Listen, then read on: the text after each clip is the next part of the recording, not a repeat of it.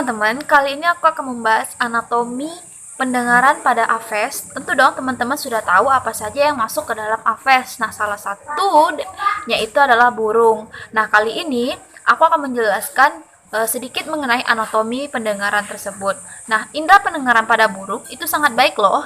Bahkan dalam aphes sendiri ini termasuk kategori yang sensitif akan getaran.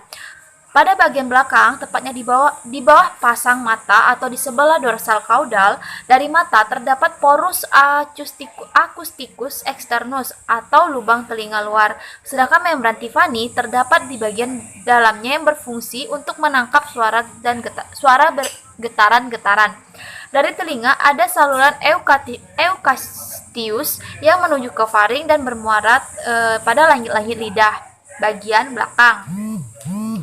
Seperti halnya manusia, burung juga memiliki tiga bagian utama telinga, yaitu telinga bagian luar, telinga bagian tengah, dan juga telinga bagian dalam.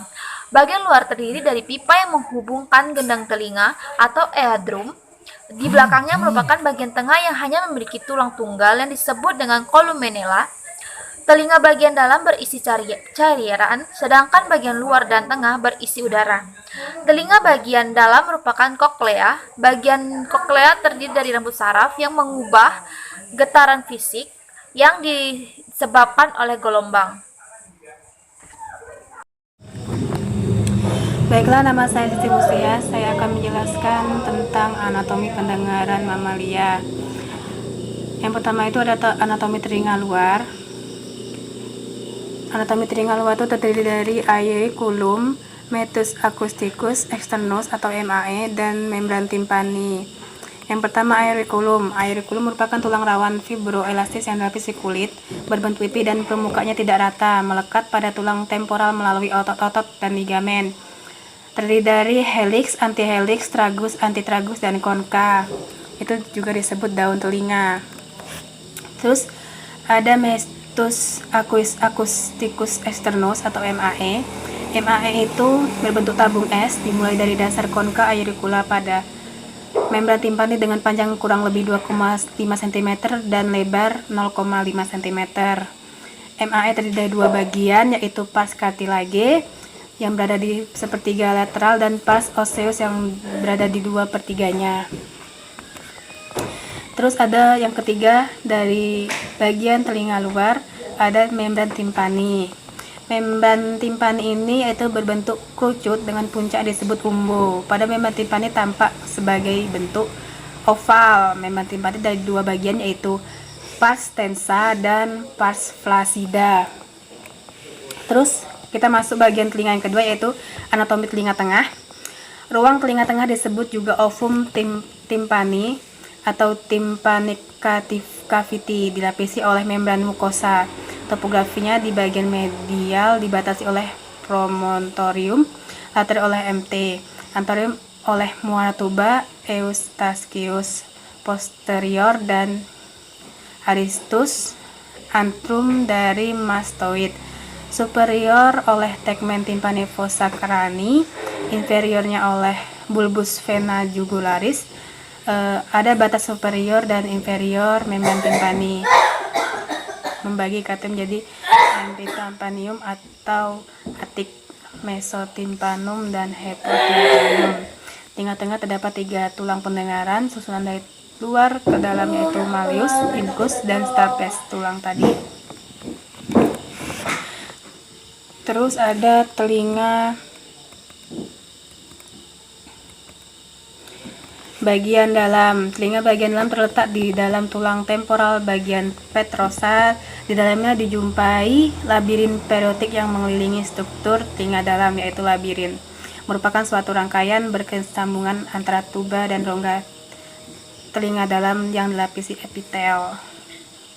Fungsi telinga dalam ada dua, yaitu koklea yang berperan sebagai organ auditus atau indera pendengaran, dan kanalis semisirkularis sebagai alat keseimbangan. Maaf saya ralat.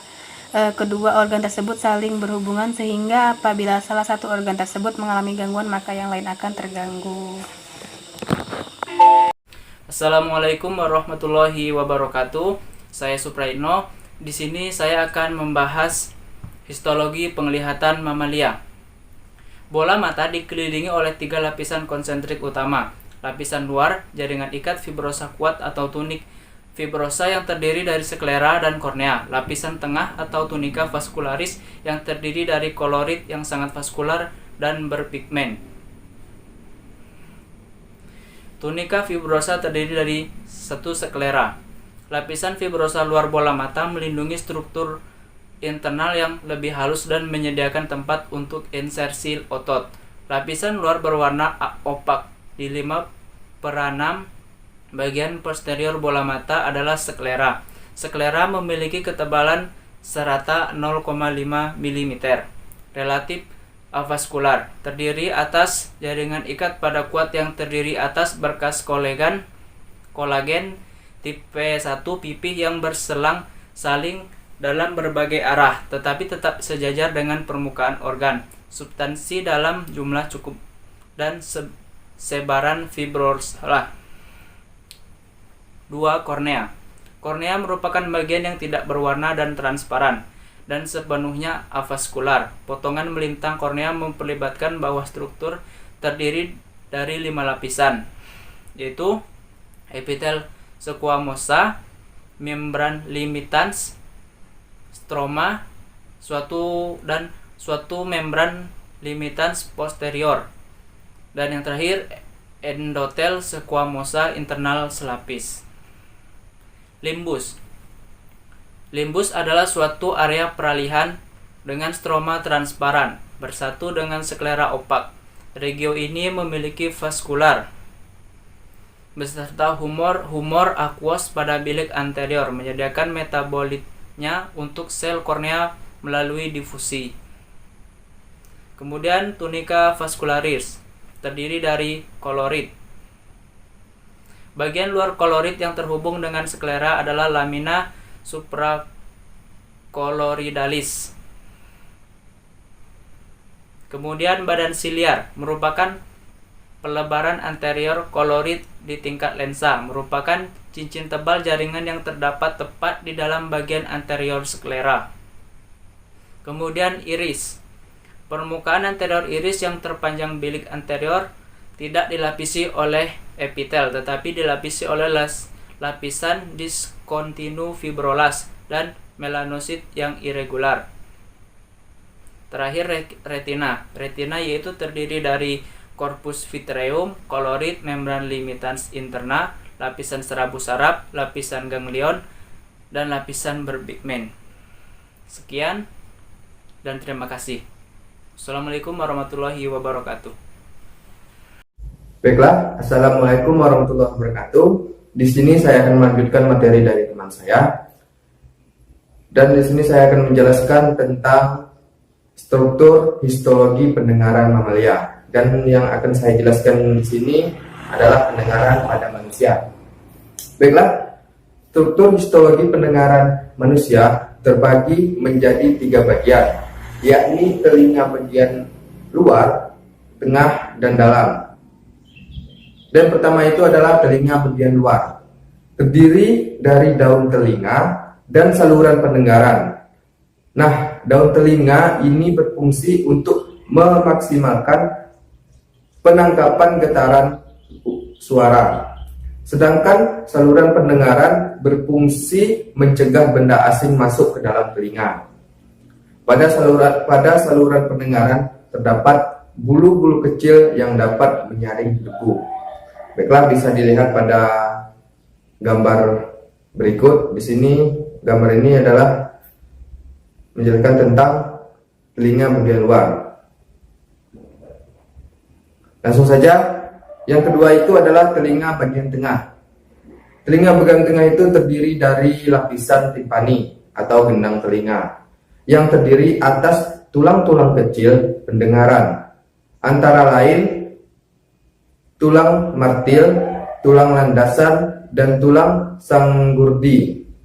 Ketiga tulang tersebut berperan sebagai media perambatan getaran suara, yakni ketika getaran suara ditangkap oleh membran timpani. maka akan diteruskan menuju tulang martil. Di telinga bagian tengah juga terdapat sebuah saluran yang dinamakan sebagai saluran Eustachius yang menghubungkan antara telinga bagian tengah dengan saluran pendengaran. Saluran ini berfungsi menyeimbangkan tekanan udara di dalam dengan tekanan di luar telinga. Bila tidak seimbang, maka membran timpani dapat pecah atau rusak. Bila bisa dilihat di gambar di sini, ini adalah struktur telinga bagian tengah.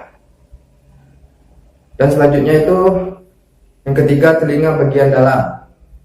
Pada telinga bagian dalam, tepatnya berada di bawah tangkap opal, terdapat membran lainnya, yakni tangkap bundar.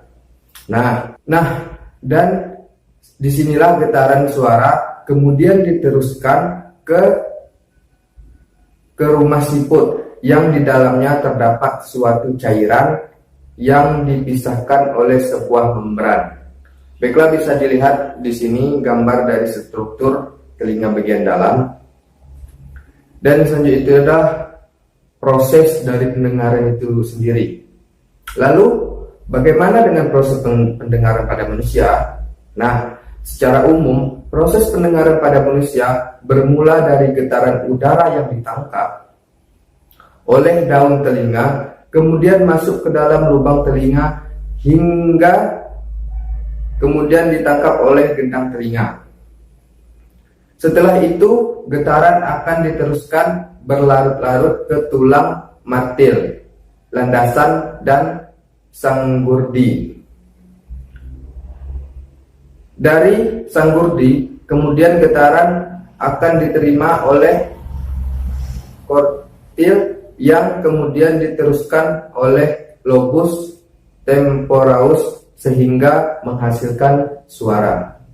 Baiklah, inilah penjelasan tentang histologi pendengaran pada mamalia. Dan wassalamualaikum warahmatullahi wabarakatuh. Assalamualaikum warahmatullahi wabarakatuh. Saya Umi Amalia Fadila. Di sini saya akan menjelaskan tentang anatomi penglihatan aves. Nah, mata burung paling dekat menyerupai mata reptil, tidak mirip dengan mata mamalia. Matanya tidak bulat dan bentuknya datar, memungkinkan bidang visual untuk menjadi fokus. Lingkaran lempengan tulang, yaitu cincin sklerotik mengelilingi mata, membuat mata menjadi kaku. Tetapi sebuah perbaikan dalam mata reptil ditemukan juga di mamalia, yaitu lensa matanya lebih menonjol ke depan sehingga meningkatkan jumlah bayangan objek yang jatuh ke retina. Kebanyakan burung tidak bisa menggerakkan matanya, meski ada beberapa pengecualian seperti burung dendang air. Burung dengan mata yang terletak ke dua sisi kepala memiliki bidang pandang yang luas. Hal ini berguna untuk mendeteksi adanya pemangsa, sementara burung yang dengan matanya di depan kepalanya seperti burung hantu memiliki daya penglihatan binokuler sehingga mampu memperkirakan jarak pada saat berburu. Kelopak mata burung tidak digunakan untuk berkedip. Mata burung mendapat pelumas dari membran pengedip. Kelopak mata ketiga yang bersembunyi dengan mengusap ke arah horizontal ke seluruh mata seperti membersihkan kaca. Membran pengedip juga menutup mata seperti lensa kontak pada burung air pada saat mereka menyelam. Saat tidur, pada kebanyakan burung kelopak mata bawah terangkat ke atas untuk menutup mata, kecuali burung hantu bertanduk di mana kelopak mata atas yang bergerak. Mata juga dibersihkan dengan cairan air mata dari kelenjar air mata dan dilindungi oleh zat berminyak dan kelenjar Herderian yang melapisi kornea dan mencegah kekeringan. Ukuran mata burung terkait dengan massa tubuhnya. Kinerja mata dalam tingkat cahaya rendah tergantung pada jarak antara lensa dan retina, dan burung kecil secara efektif dipaksa menjadi burung siang karena mata mereka tidak cukup besar untuk melihat di waktu malam. Meskipun banyak spesies berimigran di malam hari, mereka sering berbentuk dengan bermacam objek, bahkan objek yang terang benderang seperti mercusuar dan. Baiklah teman-teman, di sini saya akan menjelaskan sedikit materi tentang anatomi penglihatan mamalia, di mana sebagaimana kita ketahui bahwa mata merupakan alat penglihatan bagi hewan dan manusia. Mata merupakan organ yang bereaksi terhadap cahaya dan memiliki fungsi sebagai alat penglihatan. Bola mata adalah organ penglihatan. Pada umumnya, mata dilukiskan sebagai bola, tetapi sebenarnya mata ini berbentuk lonjong dan bukan bulat seperti bola. Bola mata memiliki garis tengah yang kira-kira 2 cm. Bagian depannya bening, serta terdiri dari 3 lapisan, yaitu lapisan luar yang merupakan lapisan penyangga, kemudian lapisan tengah, kemudian lapisan dalam. Nah, terdapat beberapa bagian-bagian dari mata, yaitu sklera. Sklera ini merupakan pembungkus mata yang kuat, yaitu membentuk putih mata.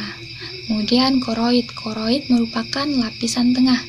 Lapisan ini membentuk iris yang berlubang tengahnya atau yang disebut sebagai pupil mata. Kemudian retina. Retina merupakan lapisan saraf yang terdapat pada mata, yang terdiri dari sejumlah lapisan serabut, yaitu sel-sel saraf, batang-batang, dan kerucut. Bagian-bagian lain dari mata, yaitu bagian dari depan hingga belakang mata, yaitu yang pertama ada kornea. Kornea ini merupakan bagian depan yang transparan. Yang kedua, ada bilik anterior. Ketiga, iris. Iris merupakan tirai yang berwarna di bagian depan lensa. Kemudian pupil. Pupil ini merupakan bintik tengah yang berwarna hitam pada bola mata.